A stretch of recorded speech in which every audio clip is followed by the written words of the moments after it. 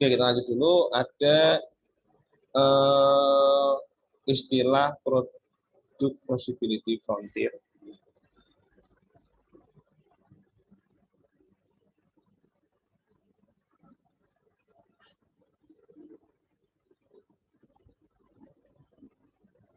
Atau ini sebenarnya sama dengan konsep di kontrak curve ya.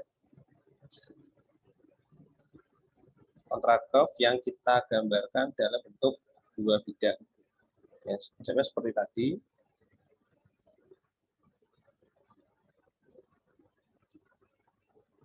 Karena di sini adalah, misalkan di sini adalah kaos distro dan ini adalah nasi padang, maka kontrak curve-nya itu akan berada di sepanjang garis ini.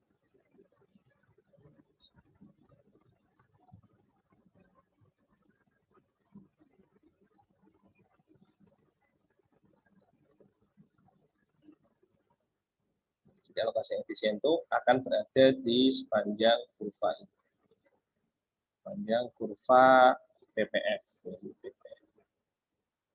Atau kontrak curve-nya dalam dua bidang. Nah, titik-titik efisien akan berada, dikatakan efisien optimal ya selama berada di garis ini. Kalau misalkan berada di titik ini misalkan, maka dikatakan tidak efisien. Nah, kemudian di sini ada istilah lagi yaitu kurva sosial indifferent curve atau SIC. Nah, social indifferent curve ini adalah tingkat istilahnya itu utilitas di masyarakat. Ya, utilitas masyarakat dalam mengkonsumsi barang.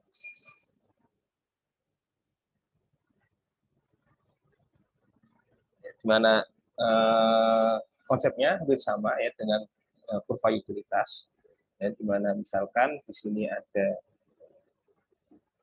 nasi padang dan ini adalah di sini adalah kaos distro dan ini nasi padang.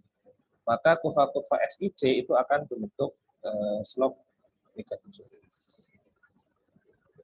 Nah, ini adalah SIC. Dia tingkat utilitas di masyarakat untuk mengkonsumsi berapa besar dia akan mengkonsumsi nasi kaos distro dan nasi padang. Ya, kalau tadi kita jelaskan, ya ini sama konsepnya dengan preferensi, tapi di sini adalah konsepnya adalah preferensi masyarakat secara umum. Maka istilahnya adalah SIC, ya, utilitas masyarakat.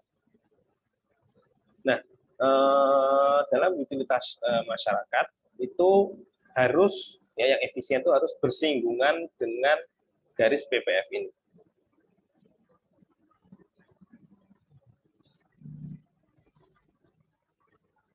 Nah, jika berada di titik ini, maka ini adalah titik yang efisien. Artinya produksi yang dilakukan oleh perusahaan itu sama dengan utilitas yang diinginkan oleh masyarakat. Maka di sini akan terdapat titik persinggungan inilah yang namanya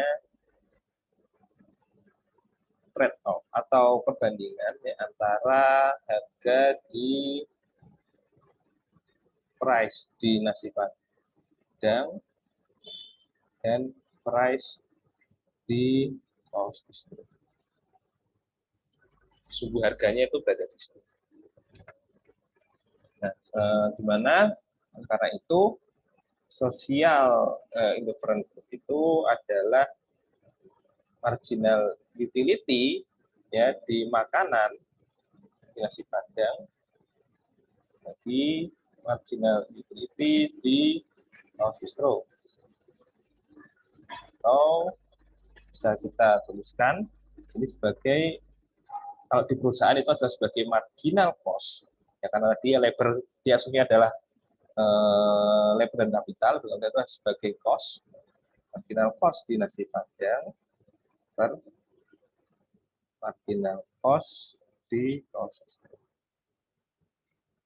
Atau bisa kita katakan lagi dia sebagai price di nasi Padang dan price di kaos distro.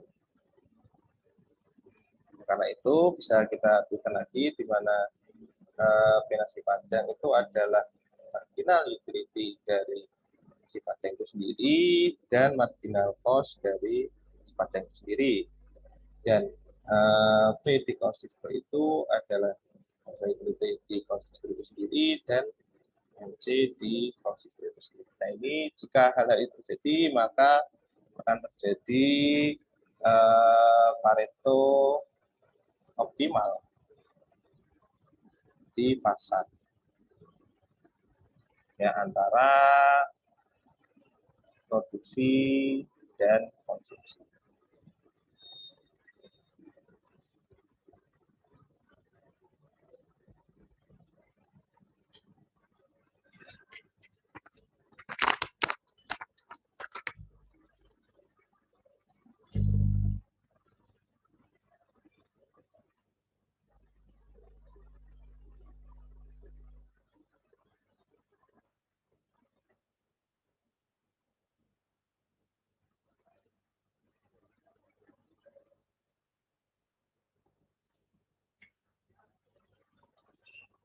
Oke, ada yang ditanyakan? Ada ini.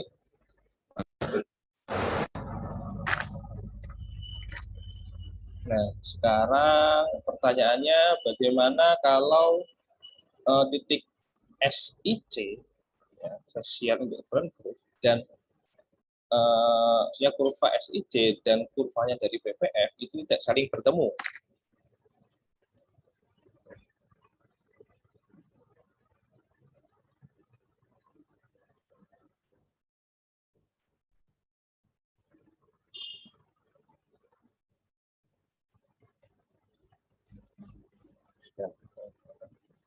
Cost distro dari nasi Padang.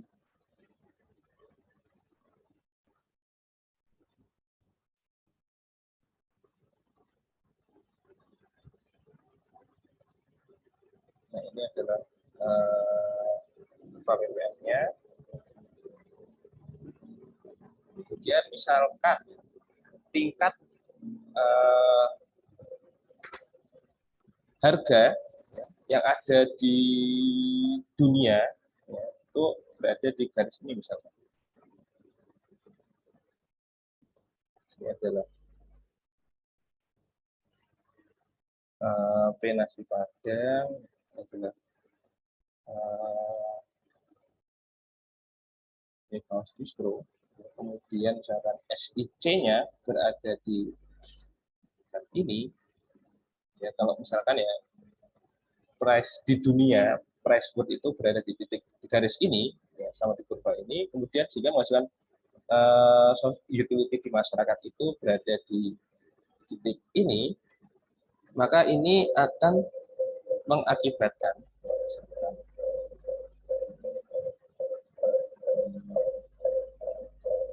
di sini. Nah, ini akan mengakibatkan di sini terdapat kelebihan penawaran. Penawaran yang mengakibatkan sehingga harus ada ekspor untuk kaos distro.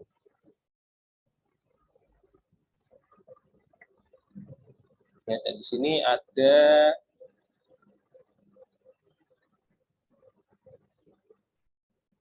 kelebihan permintaan sehingga di sini mengakibatkan harus ada impor nasi Padang. Nah, inilah jika misalkan titik kurva PPF dan SC tidak bertemu. Nah, sehingga karena ada ekspor di cost distro dan impor di nasi Padang sehingga dapat menggeser kurva SIC ke titik perhubungan yang baik.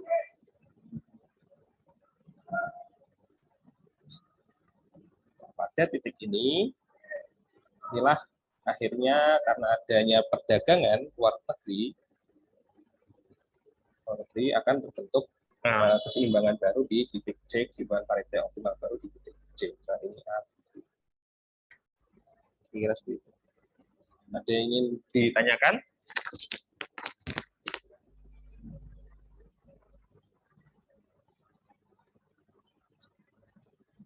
Ya, jadi kalau nggak ada, ini pertemuannya sudah selesai terkait apa namanya, equilibrium ya, tadi sudah kita bahas.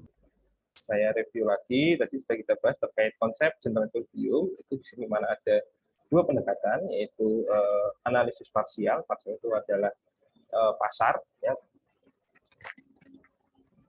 general equilibrium. Nah, sudah kita bahas dua, yaitu equilibrium parsial dan equilibrium general. Yang equilibrium parsial itu adalah satu pasar, ya, dan independen. Kalau ini ada pasar yang saling berkaitan. Kemudian kita tadi sudah membahas lagi terkait efisiensi dalam exchange atau efisiensi pertukaran atau exchange. Ini lebih kepada konsumsi individu. Konsumsi individu untuk membentuk kesejahteraan atau utilitas di masyarakat.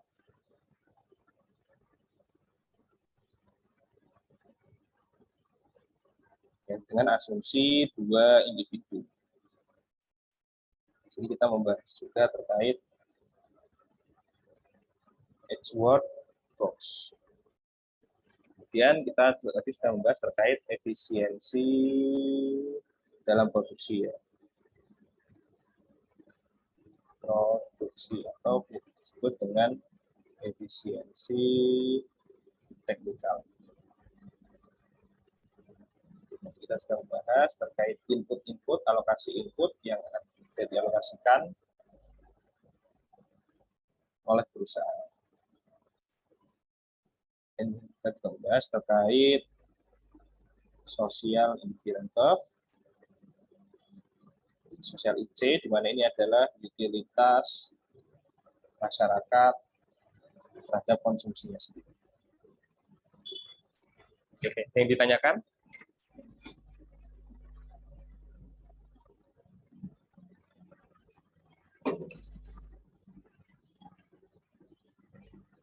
Kalau nggak ada, kita beralih ke topik selanjutnya, yaitu terkait eksternalitas.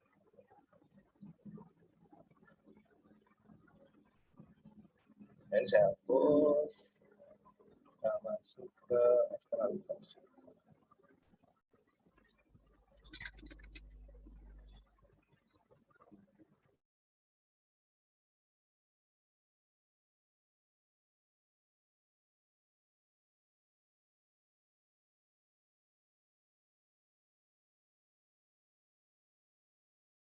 Oke, kalau nggak ada kita lanjut.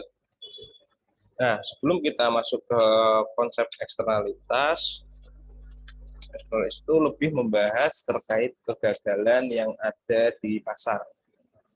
Ya, jadi bagaimana pasar itu bisa gagal?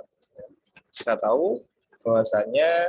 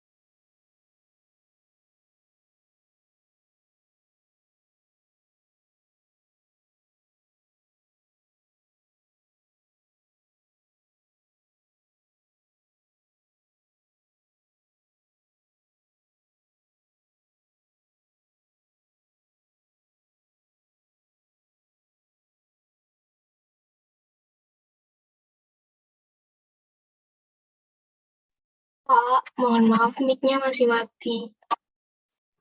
Oke, sorry ya. Yang ada lagi di sini kita membahas terkait, pertama kita membahas terkait kegagalan pasar. Ini kita sebentar saja mungkin 10 menit. Nah, pasar yang efektif dan efisien atau pasar yang dikatakan sukses atau bagus itu yang dimana pasar itu bisa mensejahterakan agen-agen yang ada di dalamnya. Di mana agen-agen dalam pasar itu kita tahu hanya terdapat 2 agen, yaitu produksi dan konsumsi. Atau misalkan di pasar mangga ya, itu ada pembeli dan penjual. Nah, pasar yang efektif dan efisien atau yang dikatakan sukses itu di mana jika individu yang ada di dalamnya antara pembeli dan penjual itu sama-sama merasakan kesejahteraan. Misalkan si pembeli itu mendapatkan keuntungan dari si penjual, keuntungan, dan si penjual itu mendapatkan mangganya atau barang. Nah, ini selama kondisi ini terpenuhi, maka ini dikatakan sebagai pasar yang sukses atau efektif dan efisien. Nah, sedangkan terkadang itu ada istilah pasar yang gagal. Nah, pasar yang gagal itu banyak asumsinya, artinya pasar itu tidak tercapainya kesejahteraan agen-agen di dalamnya, atau bisa dikatakan pasar itu tidak efektif dan efisien. Nah, kenapa pasar itu gagal? Di sini banyak faktornya, tapi di sini ada 4 faktor yang utama, yaitu adalah terdapat kondisi di monopoli. Kondisi monopoli. Kita tahu di mana monopoli itu hanya menguntungkan atau hanya mensejahterakan satu pihak saja.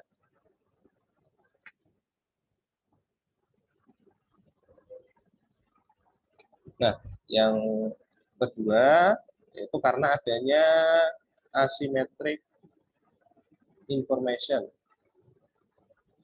Artinya informasinya tidak sempurna ya di antara 2 agen itu. Ya, asymmetric information ini bisa mengakibatkan kepada moral hazard atau moral yang tidak baik entah dari si penjual atau pembeli, atau juga bisa mengakibatkan advertising selection. Jadi setiap individu itu hanya akan memasarkan atau menginformasikan keunggulan-keunggulan di produknya. Tapi sejatinya produk itu sebenarnya memiliki kekurangan. Contohnya misalnya kayak kemarin itu ada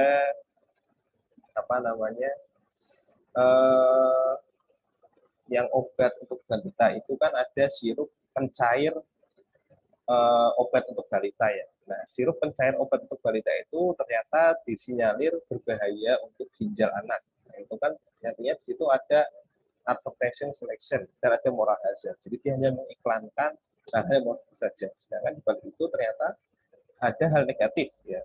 Nah, itu adalah istilah kata terdapat asymmetric information. Nah, untuk mengatasi ini makanya ada intervensi pemerintah atau lembaga lain untuk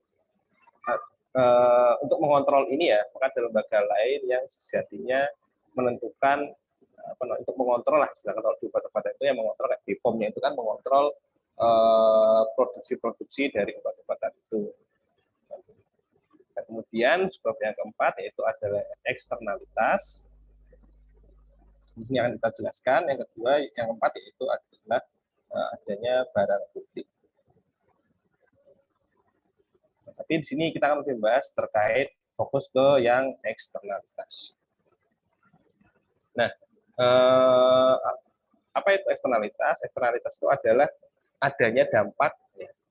Itu adalah dampak yang dirasakan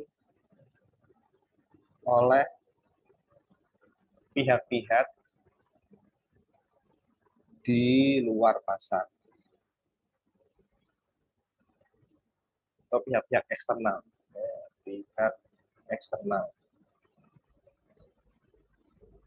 Nah, pasar yang sukses itu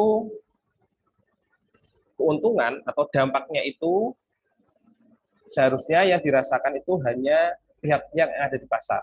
Misalkan tadi kayak penjual mangga, nah itu dampaknya itu kan hanya dirasakan oleh penjual dan pembeli saja. Penjualnya merasakan keuntungan, pembelinya merasakan mangganya itu. Nah itu ada pasar yang sempurna atau yang efektif dan efisien. Nah sedangkan terkadang di setiap transaksi itu ada dampak yang dirasakan oleh pihak-pihak di luar itu. Jadi di luar pembeli dan penjual.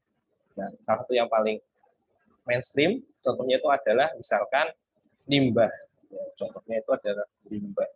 Nah, limbah ini termasuk dalam eksternalitas negatif.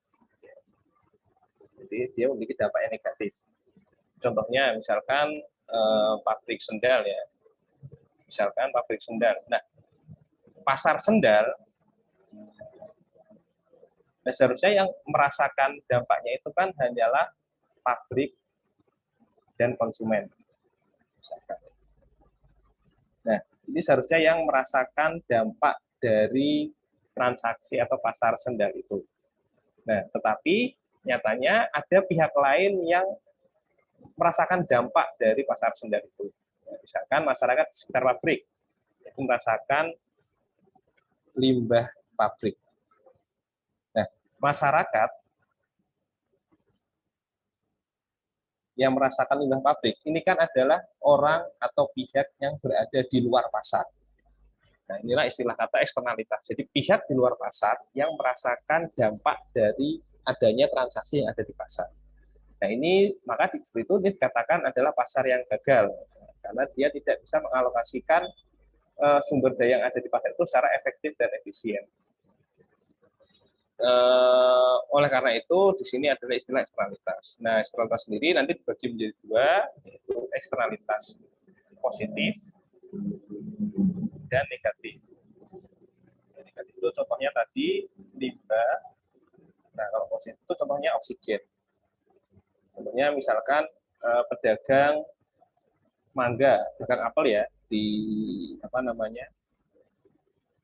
Pedagang apel di Batu lah, misalnya kota Batu ya. Nah, ini kan dia seharusnya pihak yang memiliki dampak atau yang memiliki menerima manfaat atau memiliki kesejahteraan ya istilahnya dalam pasar ya. Di istilah kesejahteraan itu dampak yang dirasakan dalam pasar itu kan hanya penjual dan pembeli. Tapi nyatanya ini memiliki dampak positif ya, yaitu karena di situ ada kebun apel itu menghasilkan kesejukan, maka masyarakat sekitar itu akan merasakan dampak positifnya. Dampak positif ini eksternalitas yang positif. Nah, ini juga termasuk dalam kegagalan pasar. Karena seharusnya dampak-dampak inilah, dampak-dampak itu misalkan oksigen dan sebagainya, harusnya yang merasakan itu hanya agen-agen yang ada dalam pasar. Oke, bisa dimengerti ya. Nah, dalam eksternalitas sendiri akan lebih mudah kita gambarkan dalam bentuk kurva. Nah, ini pertama kita membahas terkait eksternalitas yang positif.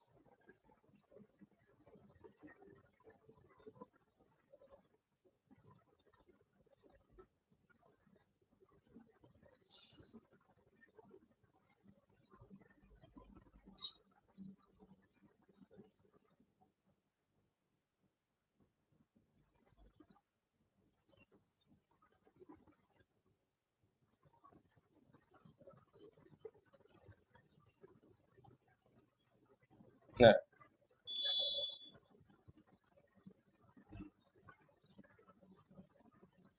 konsep eksternalitas positif ini juga termasuk dalam kegagalan pasar. Nah, itu jadi di sini kalau misalkan ada kurva ini price, ini quantity, jadi mana titik keseimbangan awal di pasar itu adalah titik ini, supply, ini demand,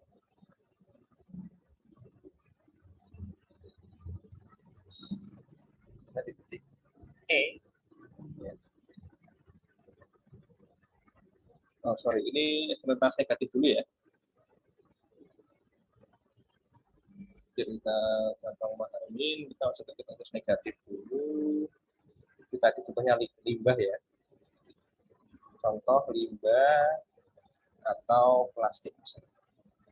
Penggunaan plastik.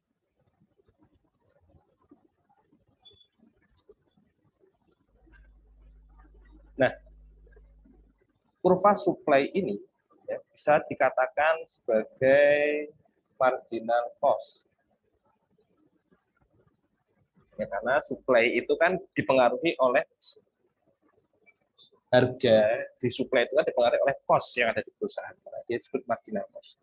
Nah, marginal cost sendiri ini seharusnya itu terdapat dua komponen, yaitu private cost dan external cost.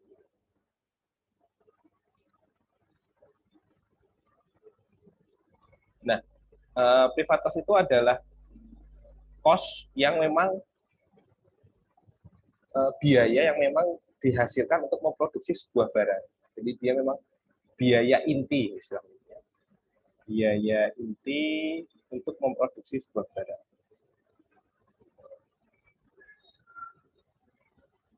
Nah, sedangkan di sini ada external cost. Jadi external cost adalah biaya yang dipertimbangkan atau biaya yang tidak dipertimbangkan dalam produksi.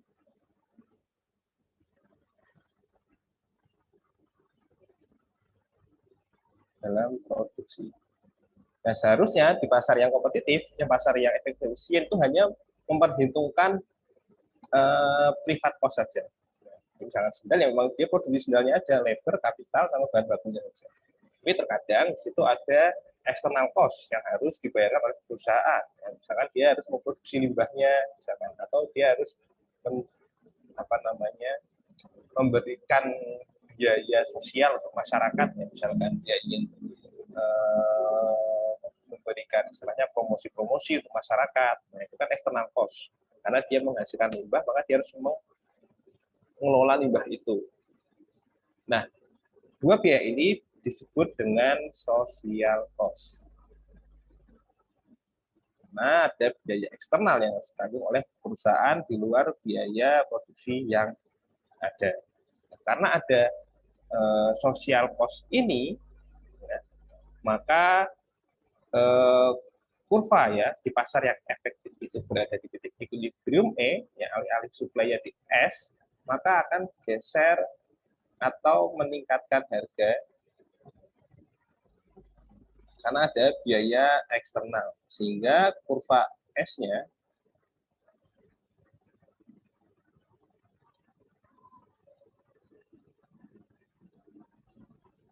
itu bergeser ke arah kiri karena ada peningkatan harga.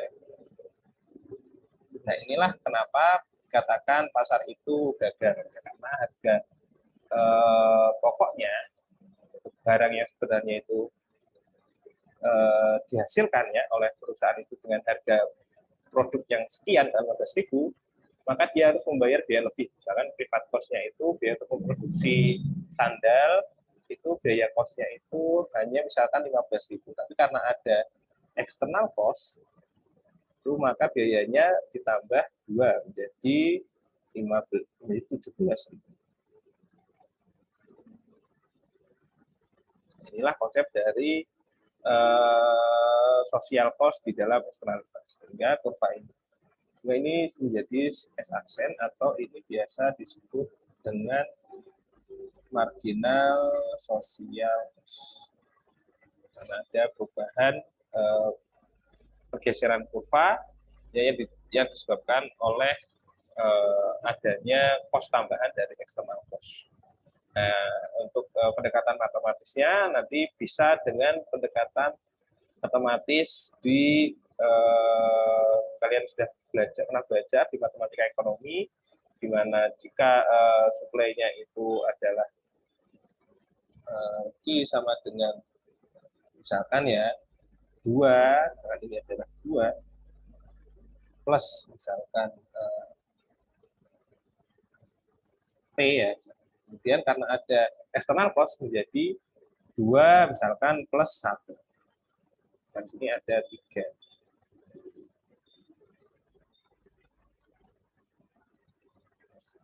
Nah, tapi ini adalah external cost dari perusahaan. Nah, kira-kira sulit. Ini untuk eksternalitas yang negatif.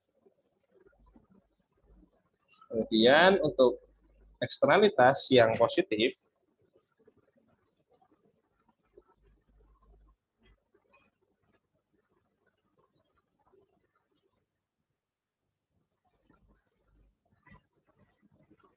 ya, eksternalitas positif itu juga sama.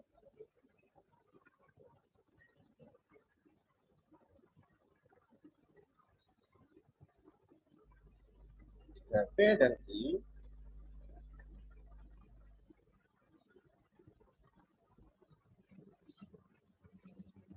tapi eksternalitas positif itu berdampak pada sisi demand-nya. Ya, di mana di sisi demand itu adalah dampak yang dirasakan oleh masyarakat ya, oleh demand-nya ya. Nah, ini dikatakan sebagai marginal benefit.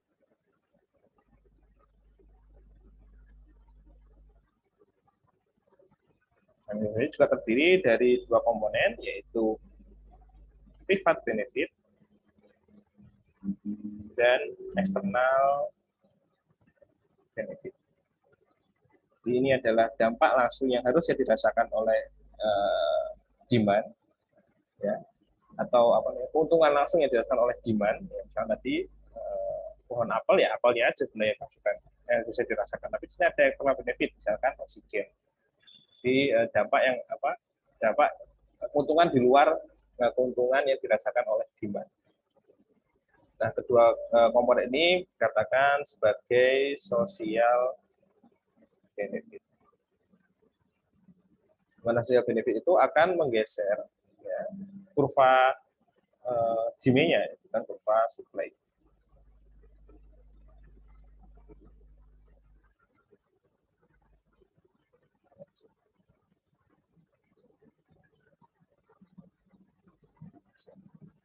Jadi kita istilahkan menjadi marginal social benefit. Jadi kalau turun ini alih-alih harga keseimbangan adalah P dan Q, maka di sini ada keuntungan yang Q, P aksen dan Q aksen yang dirasakan oleh demand-nya. Ya, kira-kira seperti itu.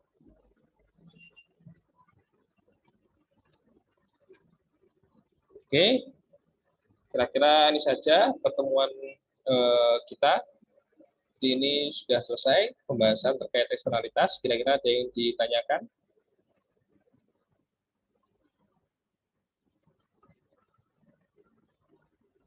Sudah ada ya? Oke, berarti nanti kita sudah bahas terkait eksternalitas. Kita bahas review, yaitu ini terkait kegagalan pasar dan kesejahteraan. Kemudian kita membahas terkait eksternalitas negatif dan eksternalitas positif. Ini dua-duanya terdapat social cost and benefit. Oke, kalau nggak ditanyakan, kita akhiri pertemuan kita pada sore hari ini. Berarti kita sudah selesai pertemuan di perkuliahan kita. Kemudian saya ingin diskusi ini, saya absen dulu aja ya.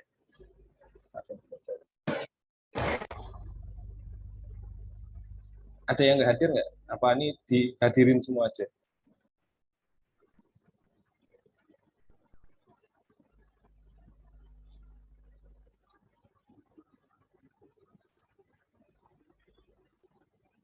Saya ingin diskusi untuk UAS-nya ini, insya Allah kita akan UAS secara online. Ya, jadi UAS-nya itu online, kayak ya sistem diadakan di UTS ya. Jadi sistemnya seperti UTS, sistem UAS itu seperti UTS. Jadi nanti ada soal ya, nanti akan di-share ya, kemudian nanti dikerjakan